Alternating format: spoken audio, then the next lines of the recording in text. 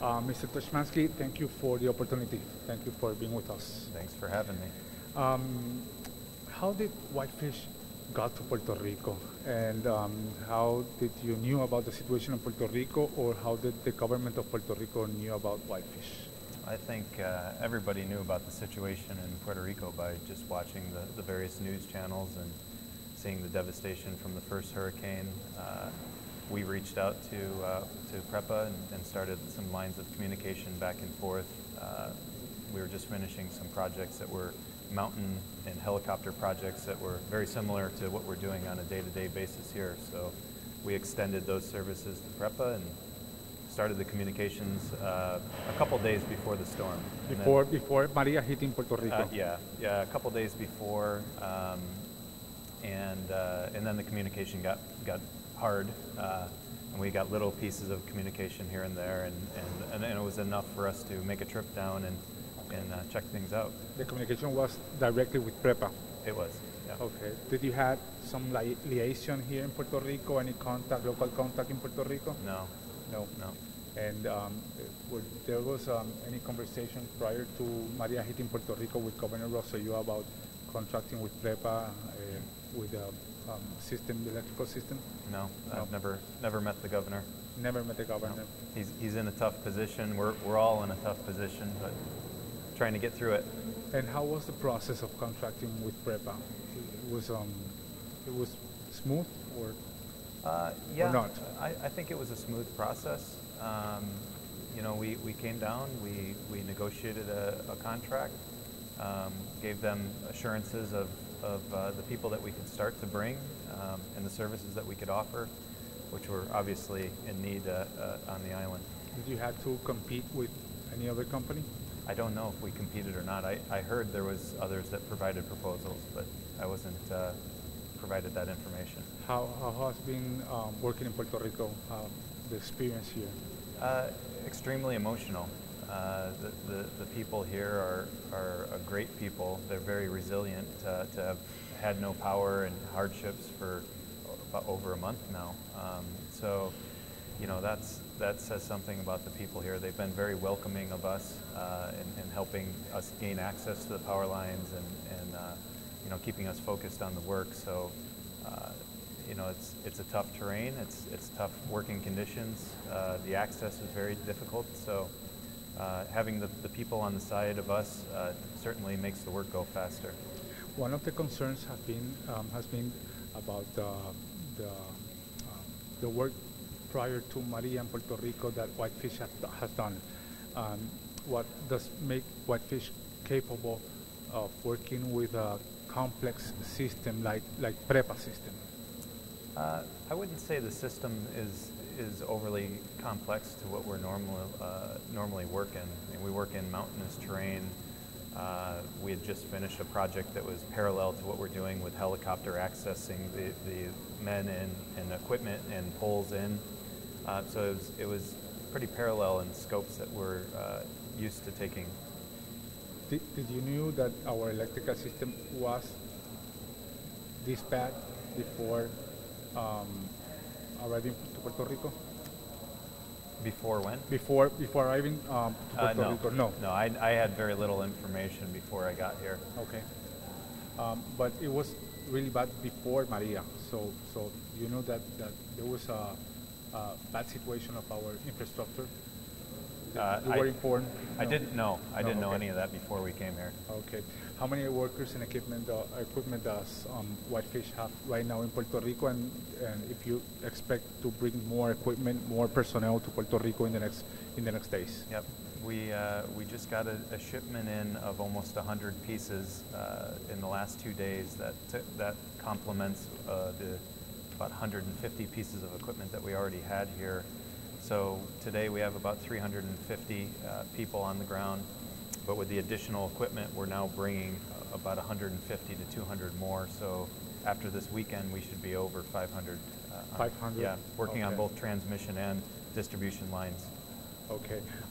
You've said recently that you see with difficulty that electricity will be up in the terms of that the government of Puerto Rico have set. After seeing the damage, when do you think that the PREPA system will be at its full capacity in Puerto Rico? I have not assessed all the lines, Okay. so I've only looked at what the 7 or 8 lines that we're working on right now. Those will all be up in the next 30 days. So everything that I have been given is only about a month or month and a half out. Other than that, I haven't had a chance to do assessments on the western half of the country and much of the network on the east. So we're working mostly in this central part of Puerto Rico. Does December 15 sound reasonable to you? For what we have been given for scopes of work, we'll have them done before then. Before that? Yeah. And what about Palo Seco? And I know that last night you work on Manatee area and you energized some hospitals. When does Palo Seco, do you think, is going to be connected to the south plants? Palo Seco, I couldn't say. We aren't working on the connection between Montecillo and Palo Seco, so I don't know the conditions. You are not working on that? Well, the UTR, you know, they told that you were working on Palo Seco situation. You're not working on that? No, we aren't working on Palo. The only we go to Palo Seco for materials. Okay. That's where all the materials okay. are. The amount of the money of the contract is another concern. The money that represents this contract, local or federal, is an issue. Do you think that this figure of $300 million is fair for Puerto Rico, considering that our government is bankrupt? I don't really know how to answer that one. I mean, there's a cost of doing business. Okay. I think $300 million will essentially repair a certain degree of the island. I don't know if it will do the whole island. I know there's others that are involved, the Army Corps and some of their contractors. So, to quantify the total cost for the whole island, I wouldn't have that number. Do you think that for Whitefish it will cost more than that figure, or it will stay around there? Well, I don't know. I mean, for the works that we've been given so far, we're far below that figure.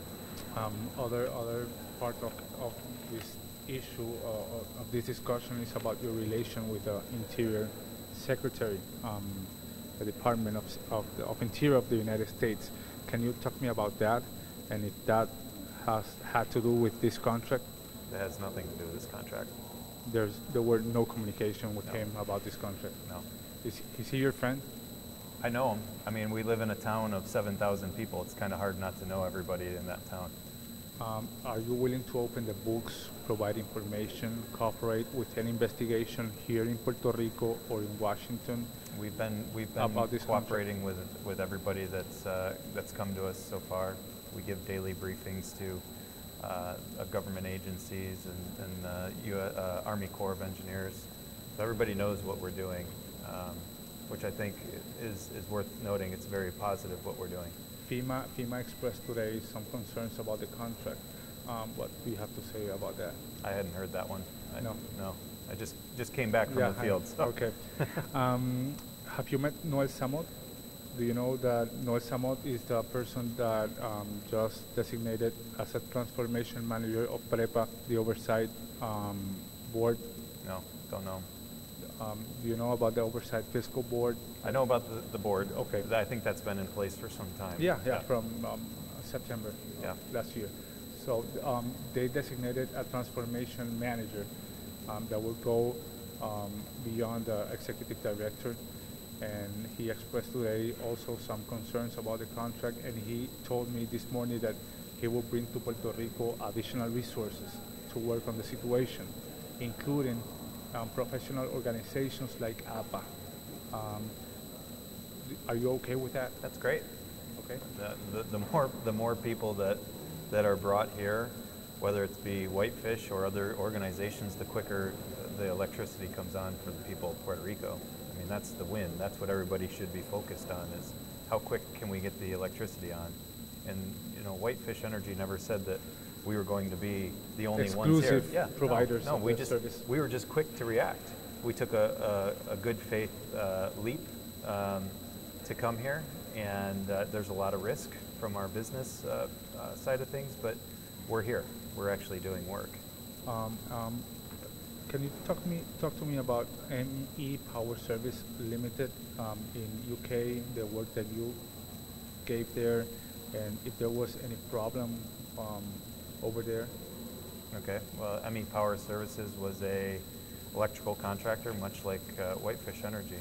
Okay. And we had in the vicinity of 50 to 60 employees working for various electrical utilities throughout the UK. Were there any problem with the government immigration issue? No. No. There was some comments on social media. I believe that your ex-wives made some comments. I haven't seen any of that. Okay. And the federal government have said that PREPA should be transformed and privatized. Is it the interest of Whitefish to participate in any licitation regarding the future of PREPA? I don't really understand. In the privatization of PREPA, the federal government, the oversight board, have said that PREPA should be privatized. Whitefish is interested in participating in any future process of privatization. I don't even know. I don't know how to respond to that question. I mean, we're here to do a job to build power lines. You know, whether any future business for Puerto Rico? We would be happy to keep a presence here as long as there's a need for our services.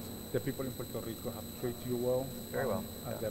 Your workers? Yeah, we have many Puerto Rican workers, people that were out of work otherwise and can't return until there's electricity. So we use various degrees of interpreters, drivers, administration, accounting, some logistics people, and people helping us to find access to the power lines. So that workforce continues to grow on a daily basis. And you can tell the people of Puerto Rico that you believe there is nothing irregular in the contract you signed with PREPA? I don't think there's anything irregular. I mean, we react just like any other contractor to emergencies, just like we do on the mainland. You know, you get a call, you mobilize as much labor as you possibly can and equipment to that emergency, and then you work with the utility to repair the lines. The only difference here is the logistical difficulties with getting to the island with resources. So that's where you know, we've excelled in finding out a way and creating a logistics plan that made sense to quickly mobilize work here. I think others are starting to be able to do that as well. Mr. Fishmanki, welcome to Puerto Rico. Thank you. Thank you for being with us.